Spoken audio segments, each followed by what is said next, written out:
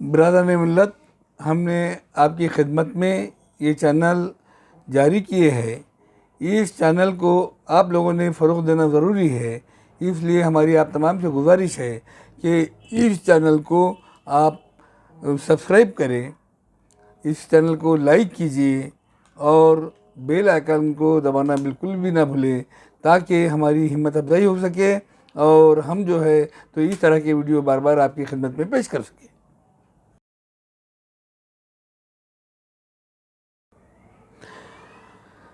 औज़ु बिल्लाहि मिनश शैतानिर रजीम, बिस्मिल्लाहिर रहमानिर रहीम, नहमदुहु व नुसल्ली अला रसूलिहिल करीम, अम्मा बाद।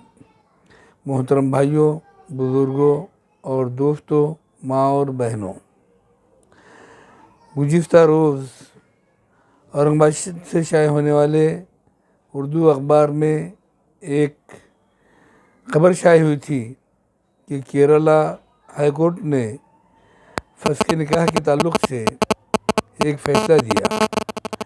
उस फैसले के ताल्लुक़ से हमें गुज़िश्ता रोज़ दिन तमाम और आज भी अभी तक के लोगों के फ़ोन मौसूल होते रहे और उसका ख़ुलासा लोग तलब करते रहे। मोअज़्ज़िज़ सामाईन, उसका ख़ुलासा इसलिए किया जा रहा है कि लोगों के जो उसके ताल्लुक़ से समझ और गैर समझ है वो दूर होना निहायत ज़रूरी है। इसी के ताल्लुक़ से आज के औरंगाबाद से शाये होने वाले उर्दू अखबार औरंगाबाद टाइम्स में जनाब वली रहमानी साहब का इस ताल्लुक़ से ख़ुलासा भी शाये किया गया है और हम भी इसे ख़ुलासा करना अपना फ़र्ज़ अव्वलीन समझते हैं।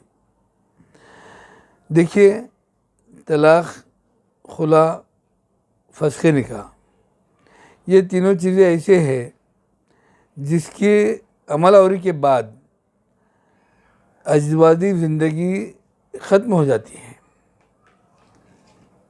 मियाँ बीवी एक साथ नहीं रह सकते और तीनों के तरीक़े भी अलग अलग हैं। तीनों के तरीक़े ऐसे हैं कि तलाक़ जो होता है वो शोहर का हक़ होता है। शोहर कभी भी किसी को भी दे सकता है। उसके पास उसके लिए न काज़ी के पास जाने की ज़रूरत है और ना ही अदालत में जाने की ज़रूरत है। लेकिन शोहर ने गैर ज़रूरी तलाक़ नहीं देना, ये भी जो है शरीयत ने पाबंद किया है। इसी के साथ ही साथ कुरान में अत-तलाक़ु मर्रतैन है। इस आयत के अंदर ज़ाहिर किया है कि 3 तलाक़ तुम कभी मत दो। अल्लाह ताला ने 3 तलाक़ देने के लिए ख़ुद ममानियत किया है और इसी का लोगों ने खेल बनाया है और उससे जो है तो गैर समझ पैदा हो जाती है और लोगों की ज़िंदगी मुसीबत बन जाती है। दूसरा है खुला। खुला जो है तो मांगने का हक़ बीवी का है, लेकिन उसको मंजूर करने का भी हक़ जो है तो शोहर का है। खुला को भी जो है मंजूर शोहर करता, शोहर ने अगर मंजूर नहीं किया तो वो खुला भी अमल में नहीं आता, बीवी सिर्फ मांग सकती है। तीसरा जो फस्ख़ निकाह बतलाया जा रहा है, तो अल्लाह ताला ने बीवी के लिए भी जो है इंसाफ किया है। उसको मुसीबतें झेलते हुए और दिल से न होने के बावजूद भी अपने शोहर के साथ में रहना, ऐसी ज़बरदस्ती इस्लाम ने नहीं किया है। लेकिन उसके लिए 16 वजूहात बतलाए गए हैं। उन 16 वजूहात में से किसी एक वजह से भी अगर वो अपने शोहर से अलग होना चाहती है तो वो अपने काज़ी से रुजू हो और काज़ी से रुजू होने के बाद वो 16 वजूहात में से एक वजह के ज़रिए अपना निकाह, अपनी अज़दवाजी ज़िंदगी ये जो है ख़त्म करने के लिए, फस्ख़ करने के लिए गुजारिश करे। जब काज़ी को ये समझ में आएगा कि शरई एतबार से इसके जो मुतालबा है ये सही है, ऐसी सूरत में काज़ी फस्ख़ निकाह का हुक्म देगा। अब रहा सवाल उन 16 शर्तों का जिसमें गैर कफ़ू में निकाह, मेहर के अंदर गैर मामूली कमी, ख़यार बुलूग़, बलूग, शोहर का हुकूक ज़ौजियत अदा न करना, शोहर का वती पर कादिर न होना, शोहर का जुज़ाम जैसे बीमार मुज़ी मर्ज़ में मुब्तला होना, शोहर का मजनून होना, शोहर का मफकूदुल ख़बर होना, शोहर का गायब गैर मफकूद होना, शोहर का इस्तिताअत के बावजूद नुफ़क़ा नहीं देना, शोहर का अदायगी नुफ़क़े से आजिज़ होना, शोहर का बीवी को सख्त मारपीट करना, ज़ौजिन में शक़ाक़ का पाया जाना, मर्द का अपनी हालत के बारे में औरत को धोखा देकर निकाह करना, तफरीक़ के सबब हुर्मत मसाहरत, ये 16 जो असबाब है, 16 वजूहात है।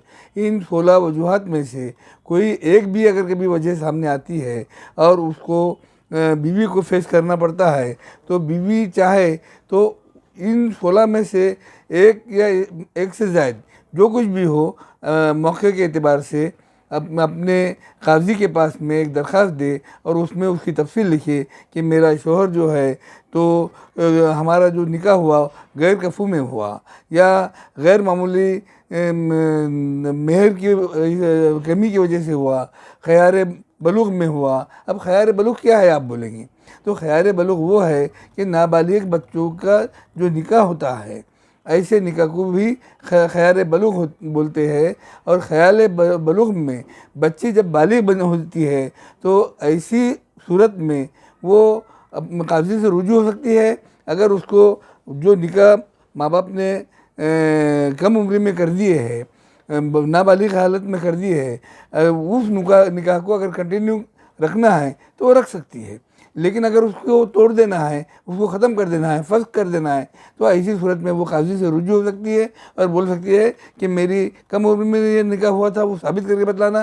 काजी को अगर समझ में आ गया ये सही है तो काजी फस्ख करके दे देगा। इसी तरह से अगर कभी कोई शिद्दत की मारपीट करता है तो उसके लिए भी वही है। कोई अगर कभी कई वाक़यात ऐसे हैं कि अदालत में ना नुस्खे का हुक्म जारी करने के बावजूद भी 4-4 साल 5-5 साल से नुस्खे की अदायगी शोहर नहीं करते। अब ऐसी हालत, और उसको लेके भी नहीं जाते, साथ में भी नहीं रहते, ऐसी हालत में बीवी ने क्या करना चाहिए? तो ये वजह शुद्ध इसमें एक है कि शोहर का जो है तो नुस्खे की अदायगी ना करना। आपके पास में सबूत है अदालत का कि ये नुस्खा दे रहा नहीं, अदालत का हुक्म भी है, ऐसी सूरत में काजी से रुजू हो और उसके लिए जो है तो फस्ख निकाह की गुजारिश करो। और इसने जो अदालत ने, केरला हाई कोर्ट ने जो फैसला दिया, उसने भी ये फैसला दिया कि बीवी जो है तो अदालत में आने के बगैर, अदालत से रुजू होने के बगैर अपने अजवाजी ज़िंदगी से दूर हो सकती है। अब उन्होंने तलाक बोल दिए, अब वो उनको फस्ख क्या है, तलाक क्या है,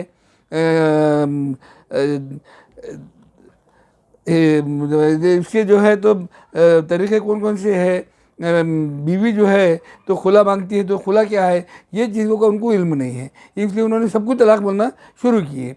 ऐसा है। तो इसमें ये जो यहाँ पे केरला हाई कोर्ट का जो फैसला है वो फस्ख के ताल्लुक से है, और फस्ख निकाह के लिए अदालत से रुजू होना ज़रूरी नहीं है। रहा सवाल कानून के ताल्लुक से, अभी आज जो हमारे रहनुमा और all India Muslim personal law board के आरजी अभी जो जनरल सेक्रेटरी है जनाब